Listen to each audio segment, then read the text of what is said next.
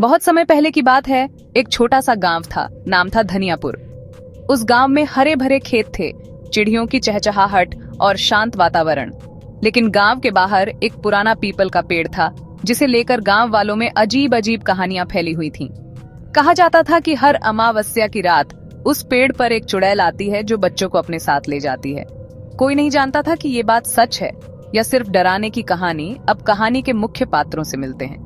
सोनू और उसकी छोटी बहन पिंकी वे बहुत शरारती और जिज्ञासु थे। वे अक्सर अपनी बूढ़ी दादी से भूतों की कहानियां सुना करते थे। एक दिन दादी ने कहा, बच्चों, उस पीपल के पेड़ के पास कभी मत जाना, वो पेड़ शापित है। लेकिन बच्चों को तो मस्ती करनी थी। चलो पिंकी, आज रात चलकर देखते हैं कि उस पेड़ के पास सच में भूत है या नहीं, सोनू ने कहा। पिंकी थोड़ी डरी, लेकिन फिर बोली, ठीक है, लेकिन बस 10 मिनट। अमावस्या की रात थी। पूरा गांव अंधेरे में डूबा हुआ था। दोनों बच्चे चुपचाप घर से निकले और खेतों के रास्ते पीपल के पेड़ तक पहुंच गए।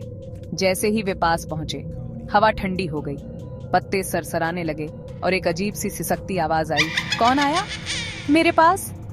सोनू और पिंकी एक दूसरे का हाथ कसकर पकड़कर खड़े रह गए। पेड़ की डाल पर कोई सफेद साया झूलता हुआ दिखा। उसकी आंखें लाल थीं, बाल बिखरे हुए और लंबी जीभ लटक रही थी। चुप, चुड़ैल! पिंकी चीखी। दोनों बच्चे डर से भागने लगे, लेकिन तभी उनके सामने से एक लंबी परछाई रास्ता रोककर खड़ी हो गई। तुमने मना किया था ना दादी ने, अब तुम मेरे हो। चुड़ैल ने जैसे ही हाथ बढ़ाया, सोनू ने जेब से अपनी दादी का दिया हुआ तावीज निकाला और हवा में लहराया। चुड़ैल एकदम पीछे हट गई और चिल्लाई, नहीं, ये नहीं। तावीज की चमक से चुड़ैल की चीखें गूंजने लगीं और वो एक काले धुएं में बदलकर गायब हो गई। दोनों बच्चे रोते हुए भागे और सीधे दादी के पास पहुंचे। उन्होंने सब कुछ बताया।